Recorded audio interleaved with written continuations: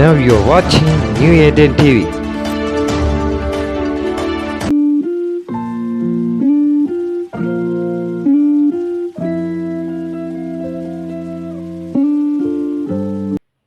எனக்கு அன்பான சகல சகோதரிகள், ஆண்டவராக இயேசு கிறிஸ்து நாமத்தில் உங்கள் அனைவரும் வாழ்த்தி வரவேற்கிறேன்.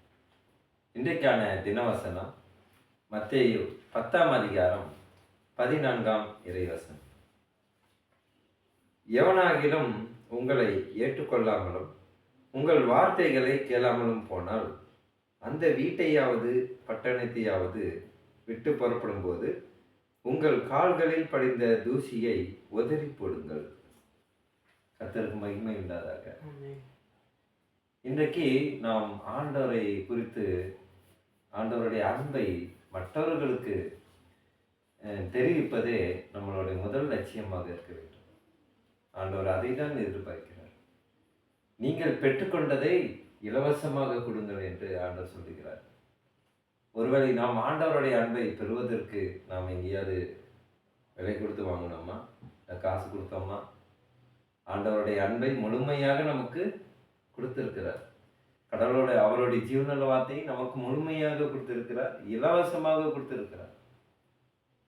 தன் ஒரே மகனை பலியாக்கி நமக்கு இலவசமாக மீட்பை கொடுத்திருக்கிறார். அந்த இலவசமாக பெற்ற இந்த ஆசீர்வாதத்தை நாம் மற்றவர்களுக்கும் ஆண்டவருடைய அன்பை கொண்டு செல்ல வேண்டும். எனக்கு ஒரு சந்தேகம். இந்த உங்கள் கால்களில் படிந்த தூசியை உதறி போடுங்கள். தூசி அப்படின்னு கடவுள் இங்க யார மென்ஷன் பண்றாரு? ரொம்ப அருமையான கேள்வி சகோதர அபிஷேக். பரவாயில்ல, அவருடைய ஜீவனல் வார்த்தையில அதிக தாகம் ஏற்பட்டு இருக்குது. கர்த்தர் என்னை ஆசீர்வதிப்பாராக. உண்மையிலேயே இந்த பிற்பகுதியிலே நாம் வாசிக்க இருப்பது, உங்கள் கால்களில் படிந்த தூசியை உதறி போடுங்கள் என்று ஆண்டவர் சொல்லுகிறார். ஒருவேளை நாம் கடவுளை நாம் விசுவாசிக்கிறோம், அவர்தான் மெய்யான தேவன், அவர்தான் நம்மளை வழிநடத்தும் தகப்பன் என்று நாம் விசுவாசிக்கிறோம், நாம் உணர்கிறோம். ஒருவேளை நாம் மற்ற கடவுளை அறியாத மக்களை நாம் அணுகும்போது நாம் சொல்வது எல்லாம் அன்றைக்கே அவர்கள் விசுவாசிக்க மாட்டார்கள். இன்றைக்கி நான் ஏதாவது ஒரு சகோதரருக்கு நான் போய் சொல்கிறேன்னா, அந்த சகோதரருக்கு ஒரு வருஷம் கழித்து ஆண்டவர் பேசுவார். அப்போ இப்போ உடனே கேட்க மாட்டாங்க. எப்படி கடவுளை நேசிக்கிற மக்களே இப்போ பரிசுத்த வேதாகமத்தில் ஞானத்தில் வீக்காக தான் இருக்கிறாங்க. என்ன அப்போ அந்த ஒரு குறிப்பிட்ட ஒரு சகோதரரோ ஒரு சகோதரியோ நாம் கடவுளை பற்றி சொன்ன உடனே கேட்கணும்னு நாம் எதிர்பார்ப்பு வைக்கக்கூடாது என்று சொல்லுகிறார். அப்படி எதிர்பார்ப்பு வைக்கும்போது என்ன நடக்கும்? அவங்க ஒன்று பேசுவாங்க, அப்புறம் நம்ம ஒன்று பேசுவோம். வீண் வாக்குவாதங்களும் அங்கே ஒரு சண்டை சச்சரவு சூழலிலே நாம் தள்ளப்படுவோம். அதுக்காக தான் கடவுளுடைய வார்த்தையை கேட்டால் அவர்களுக்கு தொடர்ந்து நாம் சொல்ல வேண்டும். கடவுளோட வார்த்தையை நாம் சொல்லியும் கேட்காமலும் அவர்கள் வாட்டும் அவர்களுடைய சிந்தனைகள் இருக்கிறாங்கன்னா, அப்போ நம்ம என்ன பண்ணணும்? அவங்க கிட்ட போய் ஆண்டவருடைய அன்பை எப்படியா புரி வைக்கணும்னு நம்ம கட்டாயப்படுத்தக்கூடாது. ஏனென்றால் நாம் மற்றவர்களுடைய உணர்வுக்கும் மதிப்பு தர வேண்டும். அவர்கள் உண்மையிலேயே நேசிக்கிறார்கள் என்றால் கேட்பார்கள். இல்லை, அவர்களுக்கு ஏதோ ஒரு பிரச்சனையாக இருக்கலாம், எப்படி குடும்ப பிரச்சனையாக இருக்கலாம். இப்போது கூட நாமும் கூட என்ன பண்ணுறோம்? பிரச்சனையாகும்போது சபைக்கு போக மாட்டோம், சோர்வாயிரும். அது மாதிரி அவங்களுக்கு ஏதாவது சூழலில் இருப்பாங்க. அப்போ அந்த நேரத்தில் போய் நம்ம கடவுள் என்னங்க கடவுள் இப்படிதான் நான் ஒரு பிரதர்கிட்ட போய் நான் சொன்னேன், உங்களுக்கு ஒரு சந்தோஷமான ஒரு செய்தியை சொல்ல நான் வந்திருக்கேன். அதுக்கு அந்த பிரதர் அப்படி தான் சொன்னார். என்னங்க சந்தோஷம்? நிம்மதியே இல்லை, பணம் எவ்வளோ சம்பாதிச்சாலும் பத்த மாட்டேங்குது, வீட்டில் ஒரே பிரச்சனை. அப்போ அந்தப்பட்ட சுபாவத்தில் அந்த நேரத்தில் நாம் கடவுளை பற்றி சொல்லக்கூடாது, அவர்களுக்கு பொதுவான ஆறுதலை தர வேண்டும். அப்படியே அவங்க கேட்கலன்னா என்ன பண்ண சொல்கிறாரு? அதை தான் அப்போஸ்தலர் 13ஆம் அதிகாரம் இந்த நிகழ்வு, இந்த வசனத்துக்கான ஒரு மறைப்பொருள் அப்போஸ்தலர் 13ஆம் அதிகாரத்தில் 50, 51, 52 வசனத்தை நாம் வாசிக்க கேட்போம். யூதர்கள் பக்தியும் கனமும் உள்ள ஸ்திரீகளையும் பட்டணத்து முதலாளிகளையும் எடுத்துவிட்டு பவுலையும் பர்னபாவையும் துன்பப்படுத்தும்படி செய்து தங்கள் எல்லைகளுக்கு புறம்பாக அவர்களை துரத்தி விட்டார்கள். இவர்கள் தங்கள் கால்களில் படிந்த தூசியை அவர்களுக்கு எதிராக உதறி போட்டு இக்கோனியா பட்டணத்துக்கு போனார்கள்.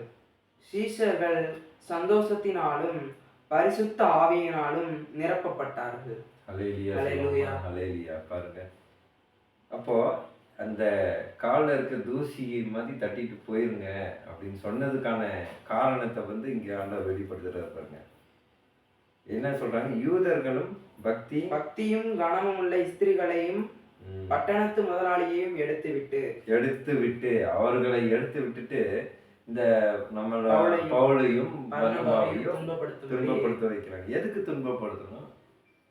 கடவுளோட வார்த்தை சொன்னாங்க, கடவுளுடைய அன்பை சொன்னாங்க. அந்த சொஞ்ச ஒரே அந்த ஒரு காரணத்துக்காக அவங்களை துன்பப்படுத்தி என்ன பண்றாங்க, ஊரை விட்டு எல்லைகளுக்கு புறம்பாக அவர்களை துரத்தி விட்டார்கள். ஆனா அந்த அந்த பட்டணத்துக்குள்ள எது போறாங்க, கடவுளை பற்றி சொல்லதான் போறாங்க. இப்ப துரத்தி விட்டுட்டாங்க. இப்ப ஆண்டவருக்கு பார்வையில் ஆண்டவரே இப்படி துரத்தி விட்டாங்க, என்ன பண்றது அப்படின்னு ஒருவேளை அவர்கள் ஜெபித்திருக்கலாம். அந்த ஜெபித்த ஜெபங்களுக்கு தான் ஆண்டவர் வந்து இங்க வந்து பதில் சொல்லிக்கிறார். இப்போது மறுபடியும் இந்த வசனத்தை வாசிப்போம். மத்தேயு 10 நம்ம வாசிச்சோம் இல்லையா, 14.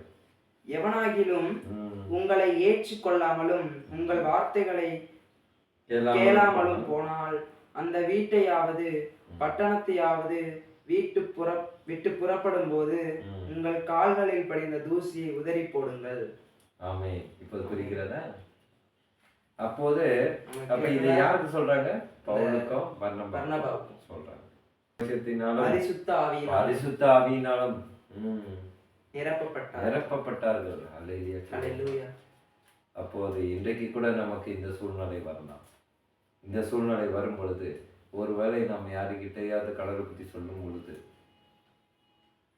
அதை அவர்கள் ஏற்றுக்கொள்ளவில்லை என்றால் இதே போல காலில் இருக்கும் தூசியை தட்டிவிட்டு வேறு வீடுக்கோ இல்லை வேறு இடத்துக்கோ போய் அங்கு கடவுளுடைய வார்த்தைகளையும் கடவுளுடைய அன்பையும் வெளிப்படுத்தும். இப்போதும் அது ஆசீர்வாதமாக இப்போது ஊழியத்தை முழுமை அடைய ஆண்டவர் கிருபை செய்திருக்கிறார்.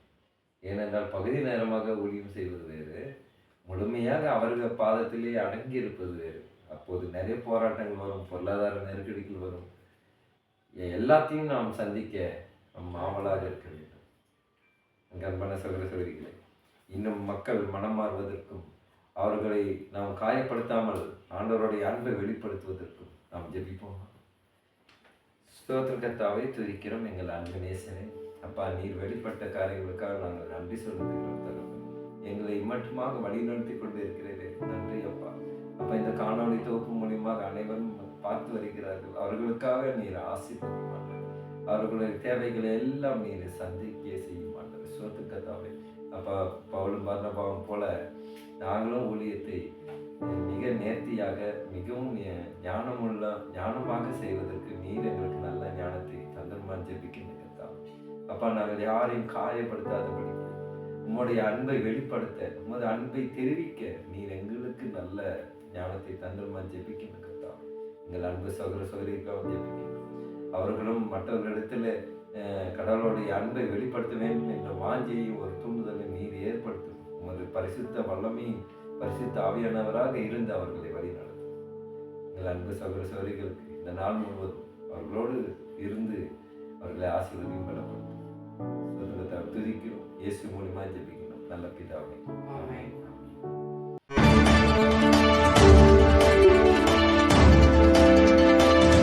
Now you are watching New Eden TV.